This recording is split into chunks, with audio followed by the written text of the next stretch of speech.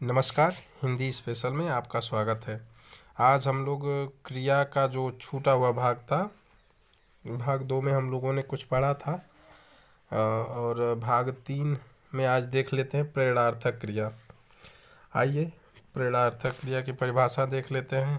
जिन क्रियाओं के प्रयोग से यह पता चले कि कर्ता खुद कार्य न करके किसी और से कार्य करवाए या प्रेरणा दे, उसे प्रेरणार्थक क्रिया कहते हैं। कहने का मतलब ये कि कर्ता इसमें खुद से कोई कार्य ना करके बल्कि दूसरे को प्रेरणा दे के, दूसरे को कह के जो कार्य करवाए वही प्रेरणार्थक क्रिया है। अब प्रेरणार्थक क्रिया में ध्यान देने की बात यह है कि प्रेरणार्थक क्रियाएं हमेशा और हमेशा सकर्मक ही होती हैं, अकर्मक नहीं होती। ठीक है, अब देख लेते हैं उदाहरण क्या है प्रेरणार्थक क्रिया का। उदाहरण जैसे मालिक नौकर से गाड़ी साफ करवाता है। तो परिभाषा में हम लोगों ने पढ़ा कि जो कार्य खुद से न करके दूसरों से करवाया जाए।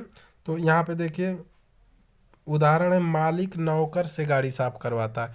अब मालिक नौकर से गाड़ी साफ करवाता है, खुद साफ नहीं करता है बल्कि नौकर से कह के, उसको प्रेरणा दे के, उसको प्रेरित करके, उसको कह करके और नौकर से गाड़ी साफ करवाता है। तो यहाँ पर प्रेरणार्थक क्रिया होगी। अब अध्यापक बच्चे से पाठ पढ़वाता है। अध्यापक खुद नहीं पढ़ाता बल्कि बच्चे से पढ़वाता है, बच्चे को प्रेरित करके बच्चे से पाठ पढ़वाता है, इसलिए यहाँ पे प्रेरणार्थक क्रिया होगी। अगला उदाहरण है, मैंने राधा से पत्र लिखवाया।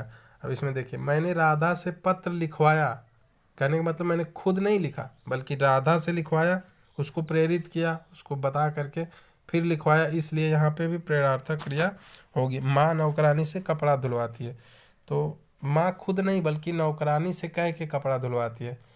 कहने का मतलब प्रेरणार्थक क्रिया का मतलब ये हुआ कि किसी और से कोई कार्य करवाया जाए। ठीक, अब प्रेरणार्थक क्रिया के 2 रूप होते हैं।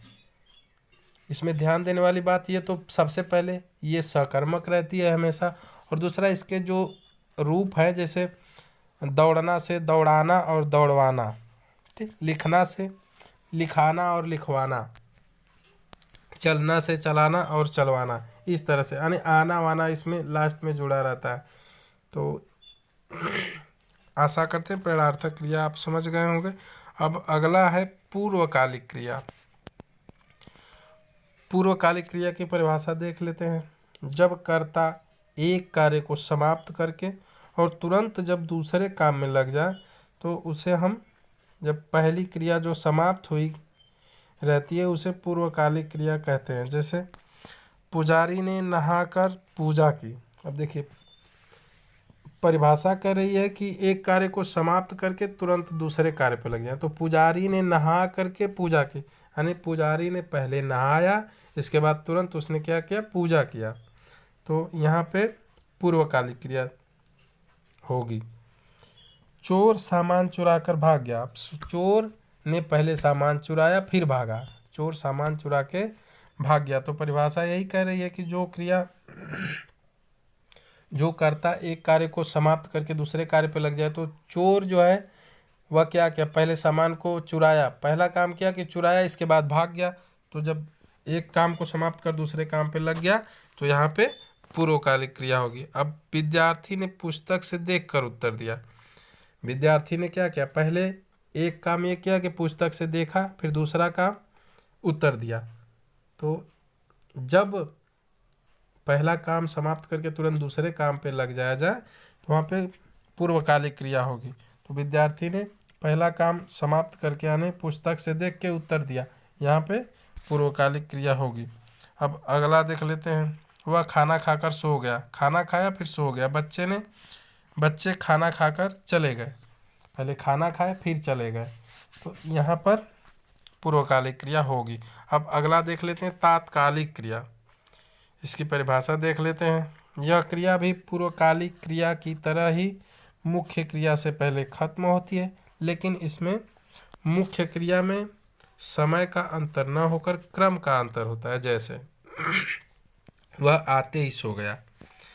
कहने का मतलब यह है कि इसमें कोई कार्य तुरंत तुरंत हो, बिल्कुल 1 सेकंड भी देरी ना हो, मतलब वह आते ही तुरंत सो गया। ठीक है। उसमें क्या था कि नहाया, फिर भाई नहाएगा, इसके बाद या तो मंदिर में जाएगा या तो घर में जाएगा, थोड़ा सा अंतराल रहेगा उसमें। लेकिन तात्कालिक क्रिया में क्या है कि तुरंत एकदम तत्काल काम होगा, कोई भी कार्य होगा। जैसे वह आते ही सो गया, अब सर्प को देखते ही वह बेहोश हो गया, सर्प को जैसे ही देखा वैसे ही बेहोश हो गया, उसको सोचने समझने का कोई मौका ही नहीं मिला। मतलब तुरंत उसमें, मतलब थोड़ा सा भी उसको समय नहीं मिला कि हम कुछ सोच लें समझ, ऐसा कुछ नहीं, तुरंत जैसे ही सर्प को देखा वैसे ही बेहोश हो गया। वह आते ही बच्चे को पीटने लगा, वह आते ही बिना सोचे समझे बच्चे को पीटने लगा, मतलब तत्काल पीटने लगा। नाम से ही पता चल रहा है कि तत्काल कोई कार्य हो। वह आते ही चिल्लाने लगा, वह आया और तुरंत तत्काल ही चिल्लाने लगा। अब ऐसी स्थिति में यहाँ पे तात्कालिक क्रिया होगी। अब कृदंत क्रिया देख लेते हैं अगला। कृदंत क्रिया, इसकी परिभाषा देखते हैं। कृत प्रत्यय को जोड़कर जो क्रिया बनाई जाती है उसे कृदंत क्रिया कहते हैं। कहने का मतलब जब क्रिया में प्रत्यय जोड़ दिया जाए, जैसे उदाहरण से स्पष्ट कर लेते हैं। जैसे भागता क्रिया नहीं बल्कि भागना क्रिया होती है, लेकिन ना को हटा करके इसमें ता प्रत्यय जोड़ दिया गया है, इसलिए यहाँ पर कृदंत क्रिया होगी। अब दौड़ना क्रिया होती है, तो यहाँ पे भी ना को हटा करके ता जोड़ दिया गया है, दौड़ता। अब जहाँ पे मतलब प्रत्यय जोड़ा जाए, इसकी ट्रिक यही है, जब यहाँ पे जहाँ पे प्रत्यय लग जाए वहाँ पे कृदंत क्रिया होती है। ठीक है। अब अगला देख लेते हैं सहायक क्रिया। सहायक क्रिया की परिभाषा देख लेते हैं क्या है। मुख्य क्रिया के अर्थ को स्पष्ट करने में जो क्रियाएं सहायता करती हैं उसे सहायक क्रिया कहते हैं। जैसे वे सुन रहे थे, तो अब इसमें मुख्य क्रिया क्या है, सुनना, और वे क्या करता है, वे सुन रहे थे। अब केवल इतना ही बोल दे वे सुन, तो कोई अर्थ तो स्पष्ट हो नहीं रहा है। अब इसमें सुन रहे, वे सुन रहे थे जब कह देते हैं सुन रहे थे, तो इसका पूरा स्पष्ट अर्थ निकल जा रहा है कि भाई कोई बात थी, कोई सुन रहा था। लेकिन अगर केवल इतना ही कह के चुप हो जाए कि वे सुन, तो इसका क्या मतलब है, या वे सुन रहे, तब भी मतलब अटपटा सा लग रहा है। तो जो मुख्य क्रिया के अर्थ को यहाँ पे प्रकट करे, जैसे वे सुन रहे थे, तो यहाँ पे मुख्य क्रिया के अर्थ को जो रहे थे है वह स्पष्ट कर रहा है, हैं? तो इसलिए यहाँ पे रहे थे सहायक क्रिया हो जाएगी। अब वह किताब पढ़ता है, यहाँ पे है सहायक क्रिया का काम कर रही है।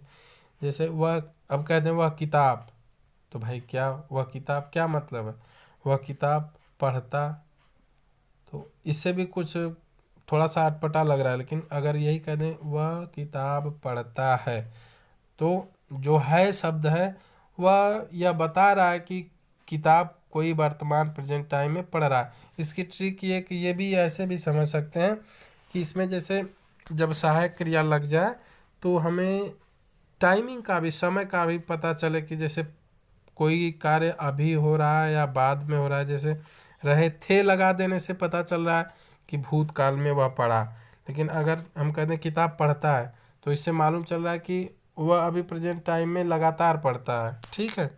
अब सोहन ने पत्र पढ़ लिया है, जैसे लिया है, अब सोहन ने पत्र, केवल इतना ही कह के चुप हो जाए तो कोई स्पष्ट तो होगा नहीं, इसका अर्थ कुछ नहीं समझ में आएगा। लेकिन अगर वही कह दें लिया है जोड़ दिया जाए, जैसे सोहन ने पत्र पढ़ लिया है, तो है यहाँ पे सहायक क्रिया का कार्य कर रही है, स्पष्ट कर रही है मुख्य क्रिया के अर्थ को, इसलिए यहाँ पर है शब्द सहायक क्रिया है। अब अगला देख लेते विधि क्रिया। विधि क्रिया का परिभाषक इसकी देख लेते हैं। जिस क्रिया से किसी प्रकार की आज्ञा का पता चले उसे विधि क्रिया कहते हैं। अब देखिए इसका नाम ही है विधि क्रिया। विधि का मतलब क्या होता है, कानून, और कानून वाले क्या कहते हैं, आदेश देते हैं, आपसे रिक्वेस्ट नहीं करेंगे। जैसे उनको कोई, अभी जज साहब को कोई फैसला सुनाना हो सुना देंगे, वो आपको आदेश देंगे, आज्ञा देंगे कि आप ये कार्य करो। ठीक है। तो उसी तरह से ये विधि क्रिया है।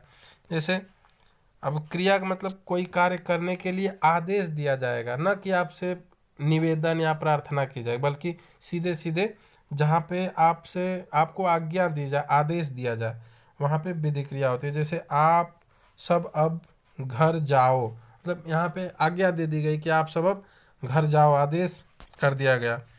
तुम वहीं रुक जाओ, से तुम वहीं रुक जाओ, मतलब इसमें कोई डाउट नहीं है, तुरंत रुकने के लिए कह रहा है, आदेश दिया जा रहा है, तो यहाँ पर विधि क्रिया होगी। अब अगला देख लेते हैं, क्रियार्थक संज्ञा। जब